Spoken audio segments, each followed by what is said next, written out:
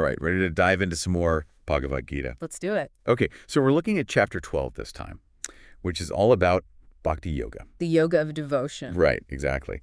And we've got some really interesting excerpts here. I'm curious to hear your take on them. Even though this is, an ancient text, thousands of years old, it's amazing how relevant it still feels today. It really is. The Bhagavad Gita has this timeless quality to it. It speaks to those kind of core human experiences, like how do we navigate this crazy thing called life and, maybe find a little bit of peace along the way, which, let's be honest, I think that's something we're all kind of searching for in our own way.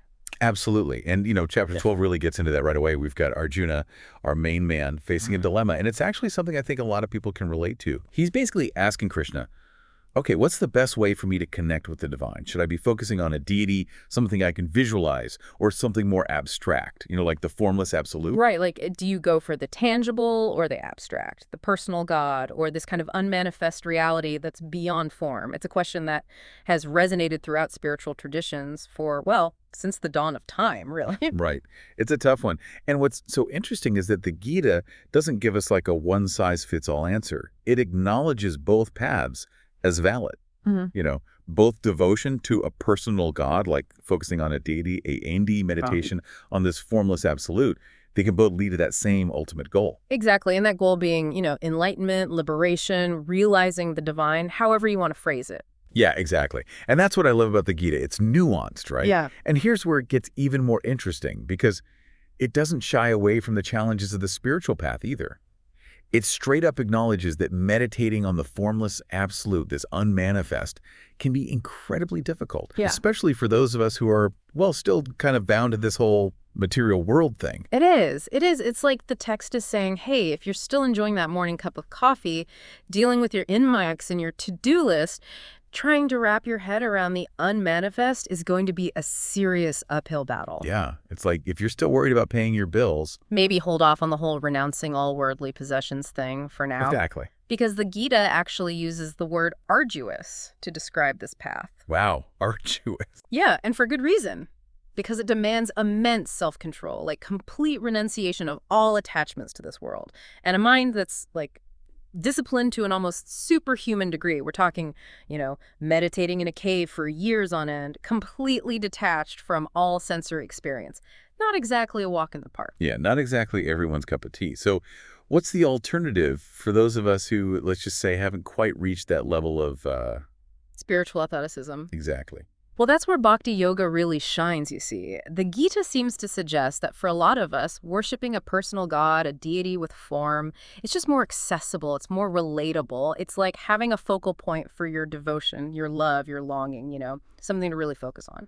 Instead of trying to get your head around this kind of vague idea of the unmanifest, you have a specific deity, something you can visualize, connect with emotionally. Yeah. Almost like having a tangible anchor for your practice. Yes, exactly. And it's important to note, it's not just about the rituals, the offerings, though those can have their place too. Sure, sure. The real essence of bhakti yoga is about what's going on inside. It's about cultivating a deep, unwavering devotion, a love that permeates your whole being, really. So it's less about the external actions, more about cultivating that internal feeling, that deep connection to the divine. Precisely. It's about surrendering. Surrendering your ego, your desires, your very being, almost like a love affair, but with the divine. Okay, now that's an image. And it's so refreshing, right? Because the Bhagavad Gita doesn't just give us one rigid path to enlightenment. It gives us options. It recognizes that we're all at different points on our spiritual journeys. Absolutely. And what's even more interesting is that the Gita doesn't stop there. Yeah. Even within this path of bhakti yoga, it offers us alternatives. Like, it acknowledges that even focusing on a personal God can still be, well, kind of hard sometimes. Our minds like to wander, right? Exactly. Our egos, they don't just disappear overnight. Right, they can be pretty persistent. So it's like the text is saying, okay, you're not quite ready to shave your head and move into that cave. No problem, we got you. Here are some other practices you can try. I like that. So what are some of those alternatives that Chapter 12 highlights? Well, it specifically mentions 3 key practices, and the first one it emphasizes is this: constantly striving to still the mind. Ah, yes. The million-dollar question. How do we actually find that peace and quiet amidst all the noise of life, right? Right. And it's a practice. It's not like, oh, one day I'll just magically achieve perfect stillness and that's it. The Gita seems to be saying it's about constantly striving for it, even when we don't quite get there. So it's like showing up on the mat, so to speak, even when our minds are racing with those to-do lists and anxieties. Precisely. And, the second practice the Gita highlights is a little more, well, it's a little nuanced. Okay, I'm intrigued. It suggests we should be dedicating all our actions to the divine. Okay, now that's one that always kind of makes me scratch my head a little. What does that actually look like in practice? Like, how do you actually live your life, do your work, all while doing it, quote unquote, for the sake of the divine? It's about shifting our perspective, I think. So instead of just going through the motions, it's like trying to approach every aspect of our lives, work, relationships, even those mundane, everyday things as offerings. Offerings. Offerings to something greater than myself. So it's no longer about what I can get, what I can achieve, but it's like turning it into an act of service, an expression of devotion. It's almost like infusing every little thing we do with this sense of sacredness, of purpose that's beyond our own ego's desires. Exactly. And then a third practice, and this is the one that usually gets people talking, is surrendering the fruits of our actions. Yes. Yeah. The letting go part. Yeah. Always easier said than done, right?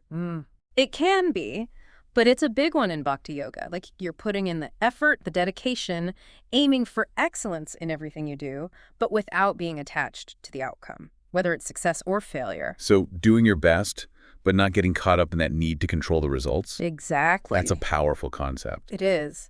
Because it's that detachment, that surrender, where we finally find some peace. And that peace is essential for any kind of spiritual growth. That's incredibly relevant today, I think. Yeah. Especially now, with all the pressure to achieve, to be constantly striving for more, this idea of just letting go of the outcome, it's incredibly free. It's almost like a radical act of rebellion against, the expectations of modern life. Oh, I love that. And you know what? The Gita actually ranks these three practices in order of importance. Oh, really? Yeah. So it's not just like, pick your favorite, try this, try that.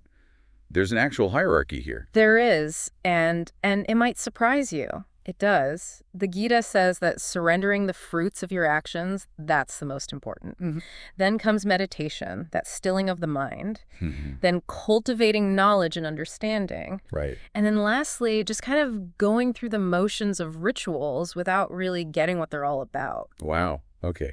That's kind of the opposite of what I would have guessed, actually. Yeah, it's interesting, right? Yeah. So it's not just about the actions, it's about the intention, the attitude behind them. Absolutely. It's like recognizing that real peace, it doesn't come from trying to control everything, It's about aligning ourselves with something bigger than us. So we've talked about the how-to of Bhakti Yoga. Yeah. The actual practices. But what about the who? Like, what is a Bhakti yogi, someone who's really living and breathing this path of devotion? What do they actually look like? Right. It's one thing to talk about it, but what does it actually look like to embody it? Exactly. Well, Chapter 12 gets really into that, which is really interesting. Instead of just these kind of abstract concepts, it paints a picture for us like, here are the qualities of a true devotee. Okay, I'm all ears. And it gets specific. Oh. It lists 35 qualities of a bhakti yogi. 35. Okay, so we don't have time to go through all of them. No, we'd be here all day. But give me the highlight reel. Right? Like, what does this actually look like in a human being? Exactly. Well, one of the first that comes to mind is compassion. They just radiate it, And it's not just to, like, their friends and family. It's this all-encompassing compassion towards everyone. No playing favorites, then? None whatsoever. It's like they see that divine spark in everyone they meet. That's a tough one, I think. It is, especially these days when it's so easy to get caught up in judging and dividing ourselves from each other. Right, exactly. That's what makes these qualities so powerful. They offer us this glimpse into what's possible, Like when we really tap into that devotion, how it can transform us. Yeah, totally. Another one that really stands out is this freedom from ego. Like they're just not driven by that need to be right, to be recognized, to have more stuff. It's like they've stepped off that hamster wheel. Yes, exactly. They found that sense of fulfillment, of self-worth from within. It comes from their connection to the divine, so they don't need it from anywhere else. Wow. And because of that, they're unfazed by praise or even by criticism. Oh, that'd be nice. Not letting those external things get to you. Imagine. Yeah. Like the world could be falling apart around them, but they'd be that eye of the storm, Mm. just calm and centered. That's it. That's the power of bhakti yoga. It's not about escaping the world. It's about changing how we relate to it. Finding that unshakable peace inside so that no matter what life throws at us, we can handle it with grace, with equanimity. I love that. And, it's funny because sometimes we can get caught up thinking that these ancient texts, these ancient teachings, they're not really relevant to our modern lives, right? Right. But these qualities we're talking about, compassion, freedom from ego, inner peace, that's not some mystical, far-off ideal. That would make anyone a better friend, a better partner, a better human being. Absolutely. And the Gita reminds us that these aren't just pipe dreams, you know? These are qualities we can cultivate through practice, through consciously choosing to align ourselves with the divine in everything we do. So it's a journey then. Yeah. This process of inner transformation. Exactly. And it's a journey that anyone can take, no matter what their background is, what their beliefs are, where they come from. It's like the Gita saying, hey, you don't need to go live in a cave to experience this. Like the power of devotion. It's available right here, right now, in the middle of our messy, chaotic lives. I love that. It's such an important message, especially today, I think. It really makes you wonder, what would happen if we all took that to heart? Like if we all really tried to cultivate even just a little bit of that compassion, a little less ego, a little more inner peace, the world would be a different place. It would. And the Gita reminds us, even small steps, taken with sincerity, they can lead to big changes. So it's not about being perfect. Yeah. It's about showing up with an open heart and just being willing to try. Exactly. I love that. It's a message of hope, of empowerment. But I am curious, we have this list of 35 qualities, but does the Gita actually give us any clues about how to cultivate them? That is a great question, and one that I think a lot of people struggle with. Right. Like, it's one thing to say, be more compassionate. Right. But how do we actually do that? Exactly. Luckily, the Gita doesn't completely leave us hanging. Right. Right. It's not enough to just read those qualities on a list. Right? No, not at all.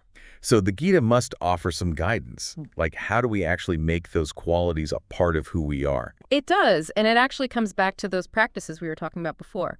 Remember surrendering the fruits of your actions. Yeah. That's huge for cultivating these qualities. When we can let go of that need to control everything, to force the outcome we want, it creates space.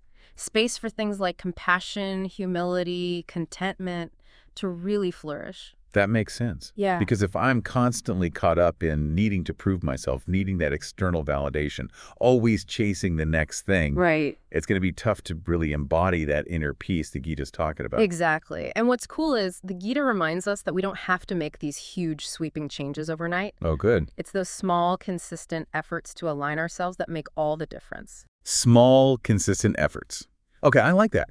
So paint me a picture. What would that actually look like in real life? Like, how might a bhakti yogi approach a typical day differently? Okay, well, imagine this.